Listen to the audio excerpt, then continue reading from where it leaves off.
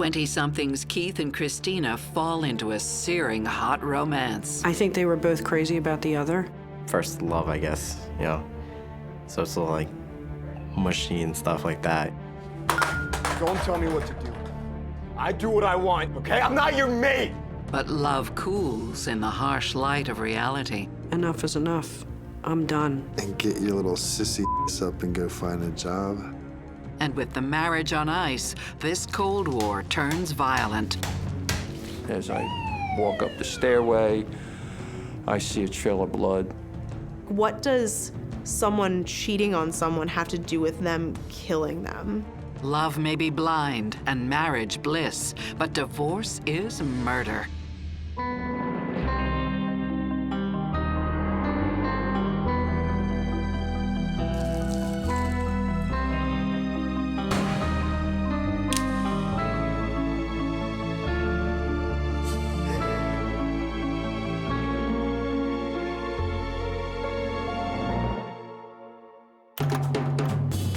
At the age of 19, Christina Corrigan is ready for anything, including the Big Apple. We drove up to New York, and I had never been to New York City, so I was just like, oh my gosh, it's awesome. Brooklyn Heights is very, really cute little neighborhood, and I was just so excited for her. It is a big move, and I was really proud of her because, I mean, out of all of our friends, she was the only one to do that. After growing up in a quiet suburb of Philadelphia, life in New York is a big change. But if anyone can handle it, Christina can. She was very ambitious. She was a go-getter. I'm telling you, the kid was, grass didn't grow under her feet. She was a mover and shaker. Good luck. Not that you need it. I'm gonna miss you. She was honestly the best daughter her father could want, man. Never caused me any trouble. Sweet and loving. Told you exactly how she felt. When she first moved there, she was studying law and she was convinced that she wanted to be an attorney. And then after her first semester, she said, "No, I've decided I'm better off going into nursing." A nursing degree doesn't come cheap, but Christina won't let that stop her. Near her second year of college, she started bartending and she was going to try to pay for her education herself. I thought the world was her oyster and she could have anything she wanted. Less than 2 years into her studies, everything is going according to plan. And Christina, now 21, is ready to add romance to the mix. She finds what she's looking for in 25-year-old Keith Jonas. She met him on MySpace, and I remember her saying, "Oh, I met this guy, he's awesome, he's like me, just like, you know, me as a guy," and they immediately hit it off and pretty much started dating very soon after that. Keith is a native New Yorker, living in Staten Island with his grandmother, near his younger half-brothers, Connor and Kevin Fox. Yeah. No, guys, this is important. This is really important, I mean it. Whenever my mom had work or whatever, he'd come over and watch us, and we'd play video games, and I always looked up to him. You know, I always admired him. When Christina and Keith meet in person, sparks fly. He was tall. He had really, really beautiful blue eyes. He was a good-looking guy, you know. Are you Christina? Keith? Wow, you're even cuter than your picture. Hey. Are you gonna let go? Yeah, sorry. They were definitely attracted to each other. He was very similar to her, was very, very, very sarcastic, very sarcastic. He was always making fun of something and someone, but it was always in a good way. It wasn't in a mean-spirited way, it didn't seem. Another round here, barkeep. Those are some nice glasses. Look at the glasses on him. Keith, seriously. What? I just remember him being just so, like, on all the time, just, like, trying to be funny all the time. Thank you, sir. Very opinionated, but he was always funny. Keith's making decent money, stacking shelves at a supermarket distribution center. He didn't like it that much, but it paid well. Got him to live comfortably, I guess. Like Christina, Keith's got bigger plans. He wanted to become a corrections officer. He had his sights set on, like, I want to do this. He also has his sights set on Christina. That's my flower. Oh my God, me too. I love it. Me too. Let's dance. They're two of a kind. And every time we saw them together, they were always happy and always laughing. And they've got major chemistry. Well, at the early stages, they were always, first love, I guess, mushy and stuff like that. You could tell that they, were in love. They were very physically close. They were, always touching each other. They would kiss each other. Despite some reservations, friends and family members on both sides approve of the match. So what do you think? Yeah, he seems all right. I didn't dislike Keith. I mean, does a father ever really like the guy that's banging his daughter?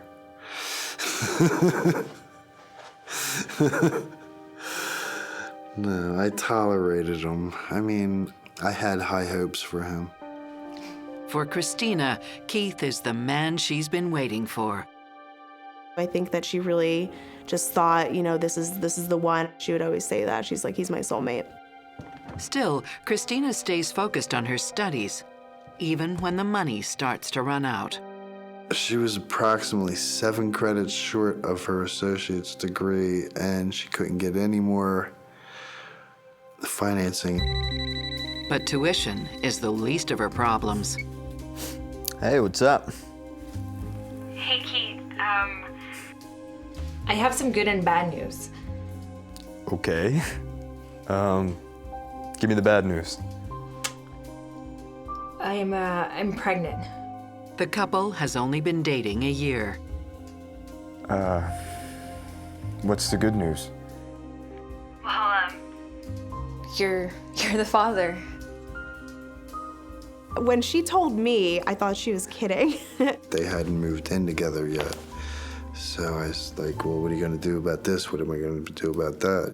You barely know this guy. Dad, I love him. I'm in love with him. But you don't even live together. We'll get a place. I mean, we're gonna figure it out. She did not believe in abortion. I think she has faith in God. No matter what, I don't think she would ever abort a child. She was excited. She was excited that she was pregnant. Her and Keith were very much in love, and I think that, it was not a planned pregnancy, but she was happy. Worked out for them.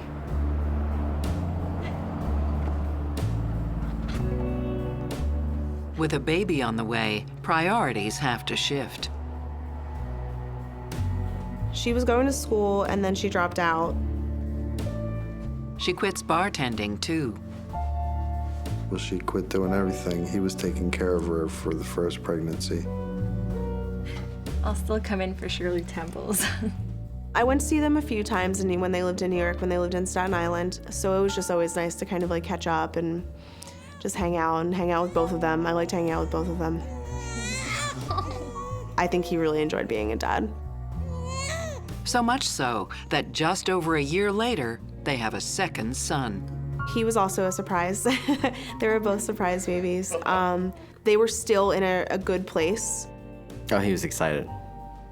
He was very excited. Me and my brother Connor are very close in age. Like a year and 13 days apart. He always admired that. So he wanted to have kids just as close as us. Although financially stretched, they managed to get by on Keith's salary alone. Until a workplace accident changes everything. A pallet was falling. It was tipping over. They stack them pretty high. So he tried to hold it up, and doing so, the pallet sort of fell on him and he threw throughout his back. Keith recovers from his injury and returns to work, and the family tries to settle back into a routine. I mean, they still struggled, but it was doable. When that routine is threatened by a third pregnancy, the couple makes a tough decision. She wouldn't abort the baby. She went full term and gave the baby up for adoption. She's very sad about it. I mean, she cried about it, and I wasn't real happy about it because, I mean, she was giving my granddaughter away. They knew they couldn't afford a third child, so they knew it was a good decision to give it to another family that's very loving and can provide the support.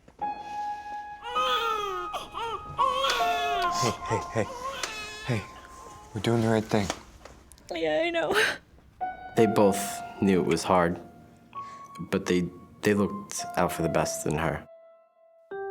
Psychotherapist Stacy Kaiser and forensic psychologist Brian Russell see a match that has potential for problems. The fact that Christina is giving this child up while she's in a committed relationship with Keith suggests to me one of two things.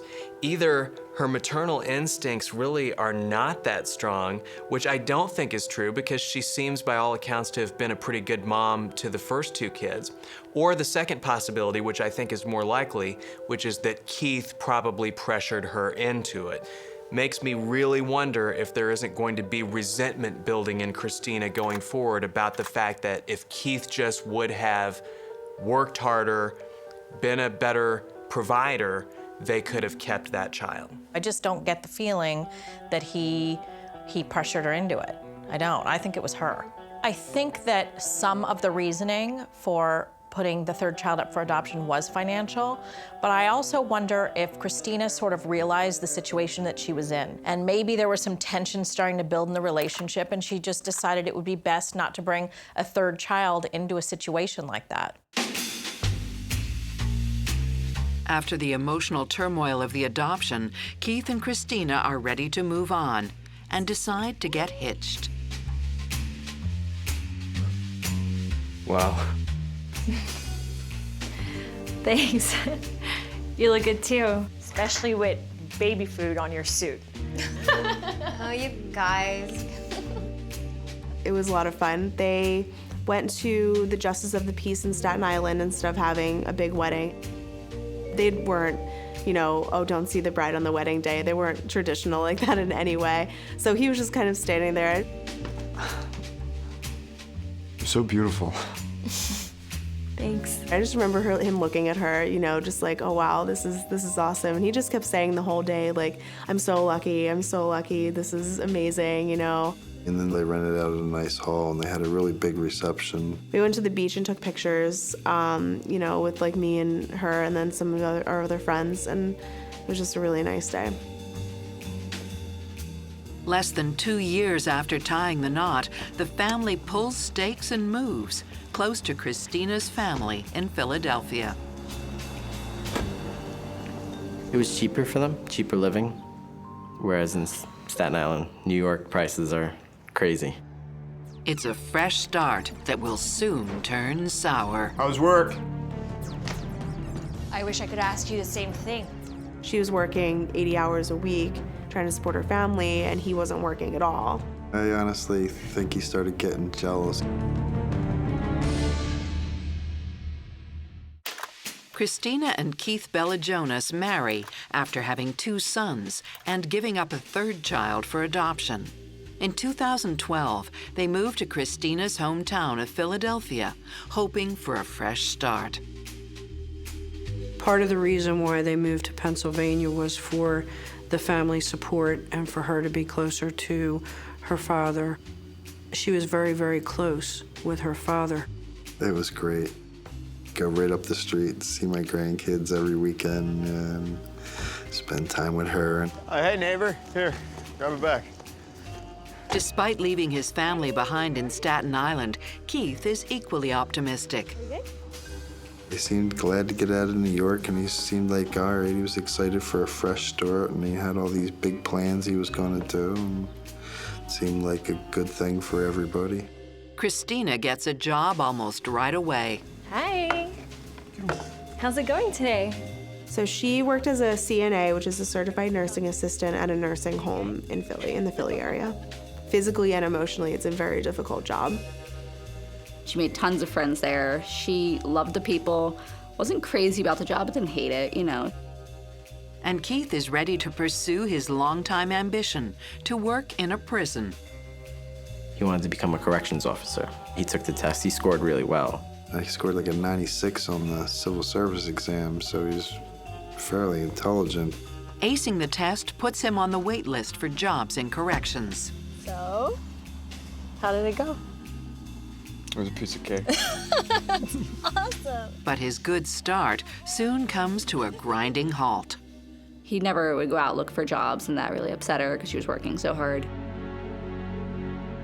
Months go by, and Keith is still on the wait list. Christina ups her hours and grows impatient.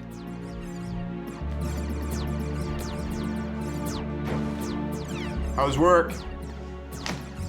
I wish I could ask you the same thing. She wanted him to find a job. She also wanted him to help her around the house more.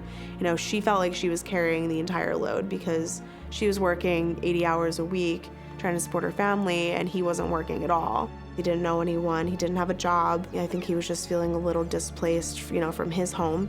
And I think that started to have a wear on their relationship. Guys, go play in your room. Guys, go play in your room. Go on. A lot of toys there. Keith's dark mood is affecting the whole family. Like, first the laziness became more and more, and the detachment from the boys. She started getting disgusted. Babe, I'm on the wait list. That means I gotta wait. No. What you gotta do is get off of your lazy ass and find yourself a frickin' job. Christina's not the type to mince words. 2 kids is enough. Seriously. Stop being such a whiny little and get your little sissy up and go find a job. She was very opinionated, very passionate. She was not afraid to tell you what she thought of you. Christina's dad tries to help out. I got him a job. We go into department stores and like large retail stores, and we rip down displays and build the new ones. So, you ready to get to work? You mean volunteer work? Don't be such a smartass. He had like a pay scale in mind, and you know, because he made this amount at his employment up in New York, but look, you're moving from New York down here, the cost of living is different, so the pay rate's gonna be different down here. You know what? I think I'm gonna go on a smoke break. And then he just wouldn't take any more work with me. The waiting game is weighing on Keith. He's waiting on a job, so I think he was put down a little bit by that. He had a struggle with that, seeing that Christina was out working. Guess what? Got that promotion today. Wherever she went at work, she would get raises, and they would move her up like, oh, because you learn so quickly and you're so good with people, you know, here, let us put you in charge of stuff, you know, and I guess that bothered him. I honestly think he started getting jealous. I mean, I don't want to say she brushed it off, but she kind of was just like, I think she was just like fed up at this point, you know what I mean? Once known as having a good sense of humor, Keith's jokes go from being funny to offensive. He was like Mr. Know-It-All, like he knew everything, more about everything. Keith's Facebook postings got wild. Just really nasty. He was very anti-Obama, very anti-anything liberal. As time went on, it started to be, oh, you voted for Obama, I hate you, you're a terrible person, you're an idiot, you know. He'd become obsessed with it, almost. Keith has shown us that he doesn't like to take personal responsibility for his circumstances in life, okay? And we know that people who don't like to take personal responsibility like to find other people to blame for their circumstances. And so it isn't surprising at all that Keith wants to blame his circumstances on the government, on the president, on the system. on everybody other than himself, where the blame for it all truly lies. It does appear that he has fallen into a depression, and that's going to either make him become more hopeless and helpless or make him act out in some sort of a way and make him angry. It's not that he can't get any work. He had work available that Christina's father made available to him. He just didn't want to do that work. And so instead of going out and doing what was available, he decides to pout and be impetuous and immature and self-indulgent and self-pitying and very self-entitled. One of the things that happens in a lot of relationships is that one of the partners overfunctions and does too much, and the other partner underfunctions and does too little. And I think that's exactly what's happening here. And that never is good for a relationship. Increasingly extreme in his views, Keith has found some like-minded friends online. But Christina is shocked to discover that his political ranting has turned into open flirtation. He started to kind of like text with other girls.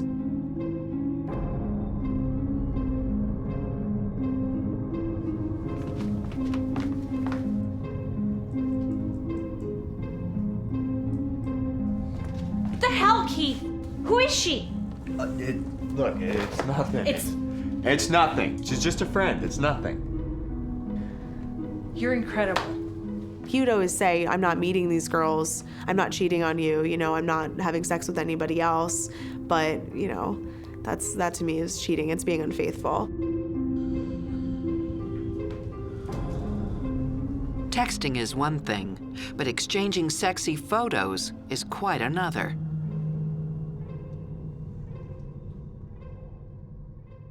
Hi, Dad. Could be doing better. She's like, I just found pictures on his phone, like inappropriate pictures that he had sent to this woman. I don't know. What are you doing? Let me call you back. I want a divorce. What? When I come back here, I want you gone. I want you out. You can't be serious. She asked him to leave, and then she went to visit friends in Boston. Friends and family hope the decision marks a fresh start. Don't tell me what to do. No such luck. He was still the father of her children. Keith was getting more and more and more angry.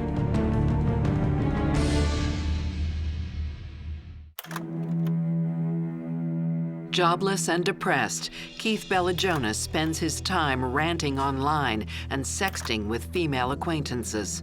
His wife, Christina, sick of pulling extra shifts to keep the family afloat, asks for a divorce. It got to the point where in May of 2014, she told him, enough is enough. I'm done with this. You need to move on. You need to do something with yourself.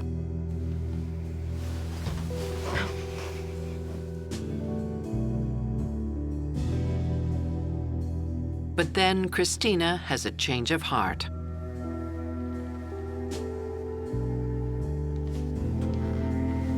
So she told him he had to leave, and then she went to Boston for the weekend. And then when she came back, she told me that she had decided to go ahead and give him a second chance. You know what? I'll take the kids to school today. Thanks. She would give him this ultimatum of, you need to find a job, you need to get your act together, or we're gonna separate. And then I think that he would just kind of guilt her back into saying like, well, I don't have anywhere to go. I'll make it work, okay? I'll find a job, I'll do this, I love you. I think even when she wanted a divorce from him and wanted him to leave, he was still the father of her children. What's happening in the dynamic of Keith and Christina's relationship now is Christina's becoming the parent in the relationship, and Keith is becoming the child. So he is this angry, rebellious teenager who's wrapped up in his video games, and she has become this responsible, caretaking parent who's shaking a finger at him, telling him what he's supposed to do, and that really will kill a relationship because you're not equals anymore in any way. Nobody likes to feel when they're supposed to be an equal that the other person is sort of in a parent role and they're in sort of a child role. Is this Christina's fault? No, Keith has put himself in this position. But to the extent that Christina keeps enabling it by allowing him to hang around and keep being this way, I think is not a smart idea on her part. It's just perpetuating a bad situation. It's around this time that Christina becomes reacquainted with an old friend, Jeremy. It was an ex-girlfriend of mine's son. Hey, Jeremy. Wow, Christina. She was friends with my ex-girlfriend on Facebook, and she remembered her fondly from her childhood, so she went to hang out with her. Jeremy is there, and he takes a shine to Christina. Though he's not exactly a father's dream suitor for his daughter, he's on parole. He got himself jammed up for some stupid crap. He was like 19 or 20, and he had sex with an underage girl. They were boyfriend-girlfriend, and her parents approved, but apparently he got statutory rape anyway. You want to get a coffee or a drink sometime? Yeah, for sure. Christina is open to friendship, especially with a familiar face. That was the person she went to because they had known each other forever, apparently. Keith and Christina's fragile truce lasts only a month, when Christina is suspended from her job as a nursing aide. Are you serious? I didn't do anything wrong. An elderly resident has complained about Christina, and the nursing home has to look into it. So my daughter was put on administrative suspension until they straightened it all out. So she was suspended for 5 days and lost 5 days worth of work. And she sat at home worrying about, am I gonna lose my job? I did nothing wrong, I might be losing my job. And she got fed up with the place. When Christina is invited back to work, she quits instead.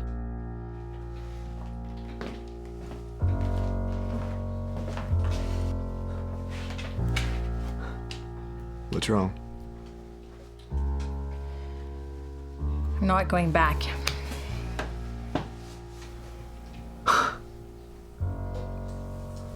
Well, what are we gonna do? He said, you better go out and find another job. Of course, she had to work. He was the grand poobah sitting at home with fans on him, sitting back eating grapes. Maybe you start helping out. Don't tell me what to do. Don't tell me what to do. I do what I want, okay? I'm not your mate! It was a very strained living situation. Clean this up. Did you just ask me to start cleaning this up? I just told you that I lost my job, and you're asking me to clean this up? Are you serious? Yeah. I lost my job. I think they were arguing a lot. It was definitely not a happy household. The place was deplorable. It really wasn't livable. There was, beer cans literally just piled up, like almost as if he stacked it. And, cigarette packs and just bags of trash and pizza boxes. It was awful. You be a man. You be a man. This is not helping out. It's hardly the life Christina imagined for herself. And she decides to do something about it. She had heard about an offer at the hospital around my way, and she went down there, and she got hired to do medical records. She even finds a second job at night. Cute little redheaded girl in an desperate old guy bar. They tipped well. She and Keith may still be living together, but Christina is clear on one thing. The marriage is over. I noticed it when Christina started changing her Facebook name. It used to be Christina Corrigan Balajonas, and then she would change it to Christina Corrigan. I figured something was up. Despite the fact that she's still living with Keith, Christina has no problem finding dates. Christina did start dating somebody. I think she was just trying to go live her life, you know what I mean? Because she had been just like working and cooped up for so long. She just wanted to like date somebody casually. And I asked her, what's going on with Keith? Is he moving out? You know, what's going on with that? She said, no, you know, we're okay. We're being friendly to each other. We're being good, and he's gonna leave. And I didn't think to ask, you know, does he know about it? I just assumed that they had, like I said, come to some sort of mutual agreement with it. Unfortunately, there is no such agreement in place. He finally said, you know, she was reaching for a gun.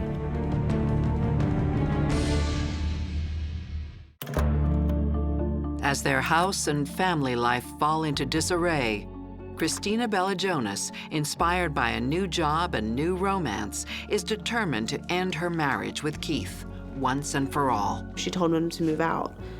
She wanted him to leave. She wanted him to not live there anymore. We need to talk. We do? I'm taking the kids.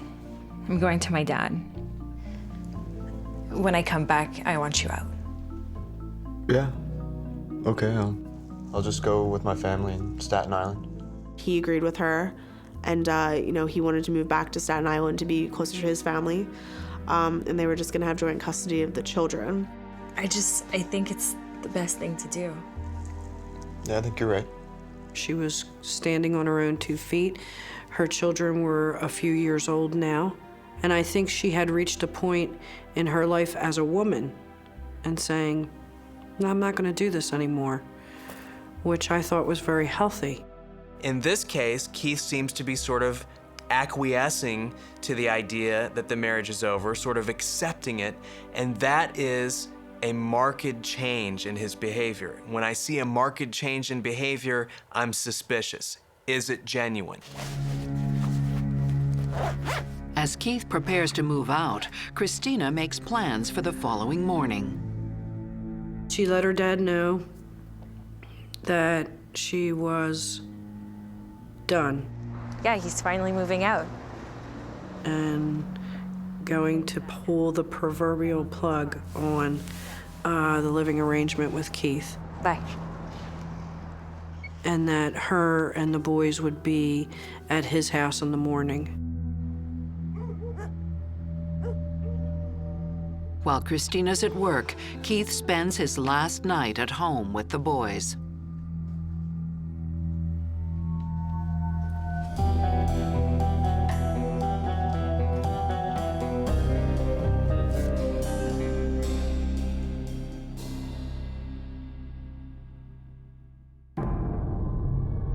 But by the wee morning hours, everything has changed.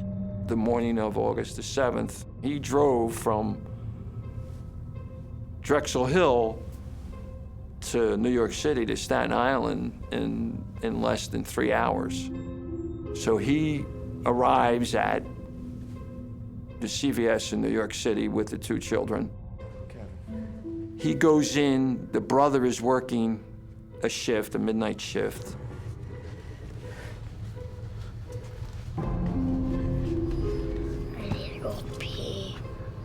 Do you have a bathroom? Yeah, it's in the back. When he came into the store, you could instantly tell something was wrong. He wasn't himself. He seemed absent-minded. And his eyes were bloodshot red. What happened to your hand? Do you have bandages? Yeah. He took off his gloves and he was just bleeding everywhere. There was a few gashes on his finger, on his right index finger. I finally asked him, what happened, Keith? She tried to stab me, man.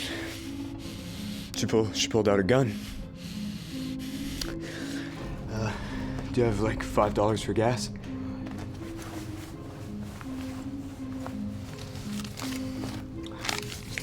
ring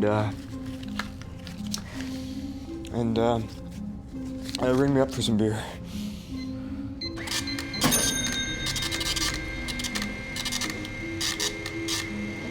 You can't pay for this, can you?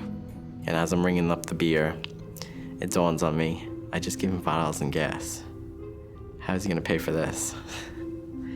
So, I was like, you don't have the money for this, Keith, do you? He's like, no, but I'm walking out with it anyway. So then, he takes out his gun, holds it over the register. Hey, what the hell, man? And then, he turns around.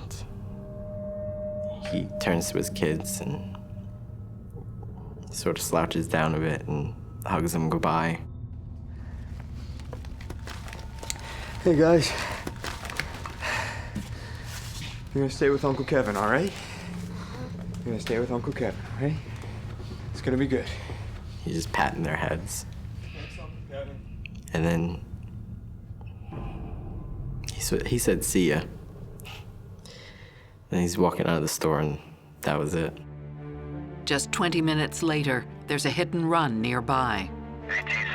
Local police give chase to the vehicle. Police made a U-turn. They want to stop the car.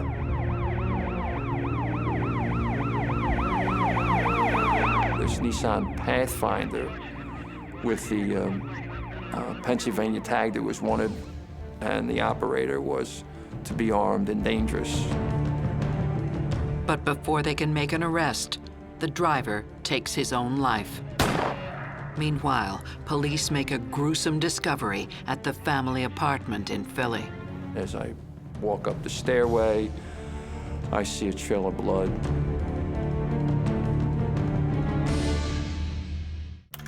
Hours after Christina Bellajonas and her husband Keith agree to a final separation, Keith and the boys show up in Staten Island, bloodied, at the drugstore where his brother works.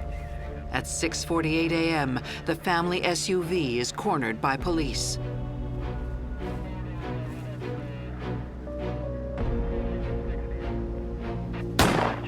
Keith Bellajonas, age 32, dies instantly from a bullet to the brain.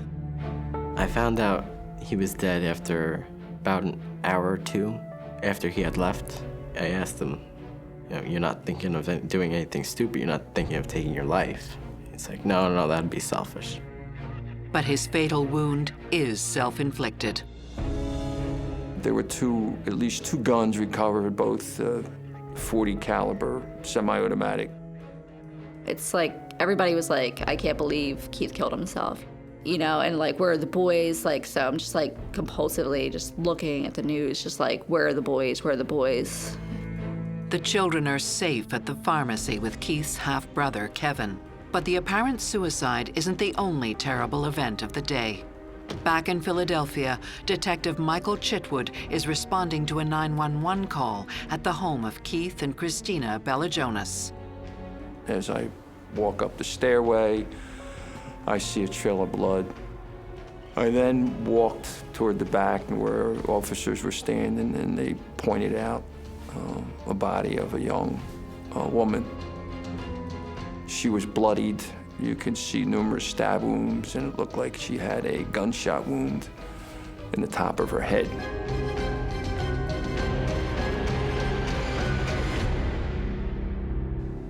It's like 5:30 in the morning, and there's banging on the door. At first, I thought that something happened and she was showing up early with the boys, and she was moving home early.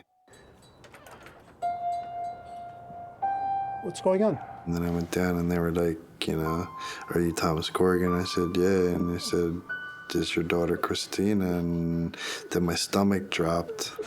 The voice kept saying, this can't be real, this can't be real. Diana texted me and said, please wake up, please call me, it's really important. And she was hysterical. She was hysterically crying. Amid the grief and confusion, detectives pieced together the events of the previous evening. What we learned at the scene that night was apparently they were splitting up, and Christina was letting him stay in the apartment until he got another place to live. We believe that Bella Jonas was drinking that night while he was, quote, watching the kids and Christina was out. But we believe that what had happened was that Keith Bella Jonas found a box of condoms. Keith knows they're not for him. They were split up and he was just hanging on, so there was no, quote, sex between the two of them that we could determine. And Keith's determined to find out who she intends to use them with. He apparently went in her handbag and found what I would describe as a racy letter that was sent by an inmate in one of the local jails in the greater Philadelphia area. The letter is from her old friend Jeremy, who has since gone back to jail for a parole violation. And in that note was the sexual encounters that the inmate had with Christina Bella Jonas, and that he wanted some pictures, and that he thinks about her every day and every night. Christina. How's it going? Christina did not respond to his advances, but Keith doesn't know that. He was attracted to her, so he used to write some inappropriate things in there, and her response was basically, look, I got enough problems. The last thing I need is yours. When Christina arrives home, Keith confronts her.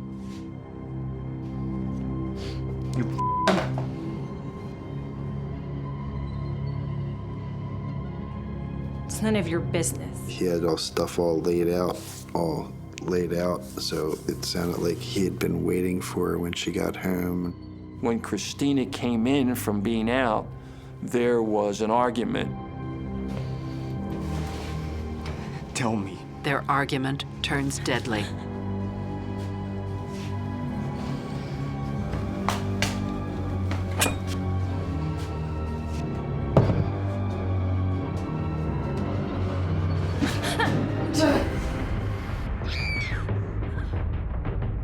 There were blood-curdling screams coming out of the apartment.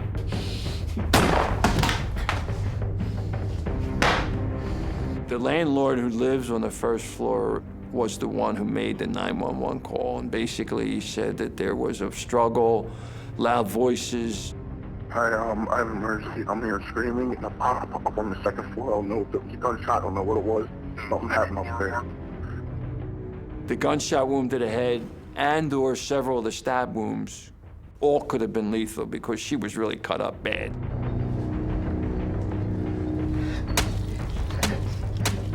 And, you know, I've been doing this for 50 years, and I was a homicide detective for a long time, and she was assaulted and brutalized as horrible as any I've seen. What he found, the condoms and the note, set him off.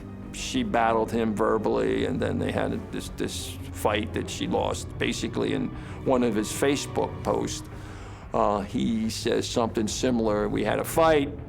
I caught her cheating. She lost.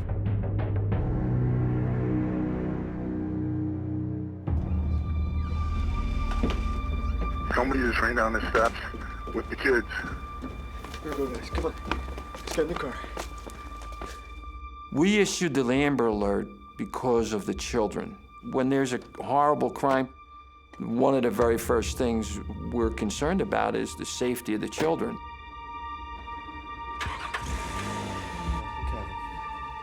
Keith leaves his blood-soaked kids in the care of his brother. The kids were safe. Police were closing in on them like a rat in a maze.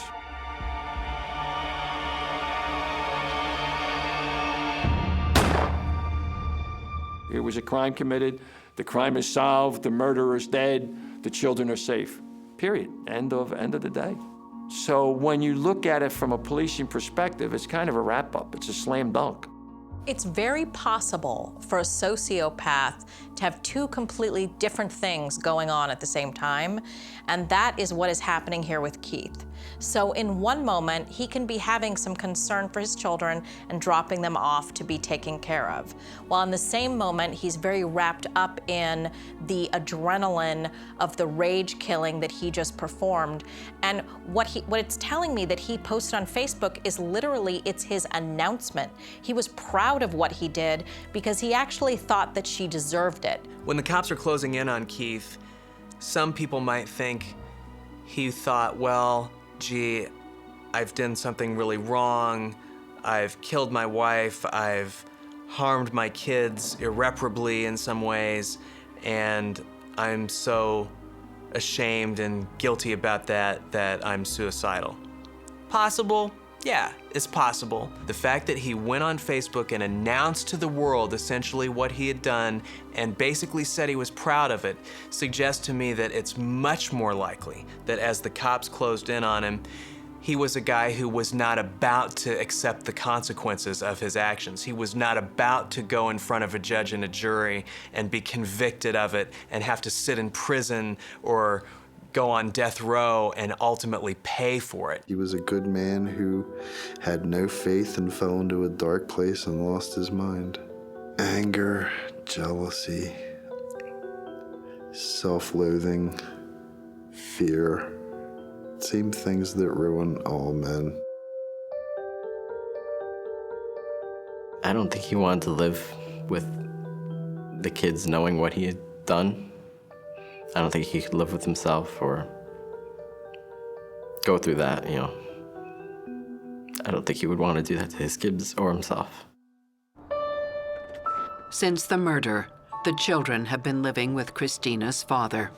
Right now, I'm just trying to be as good to our boys and help them get through this as much as possible.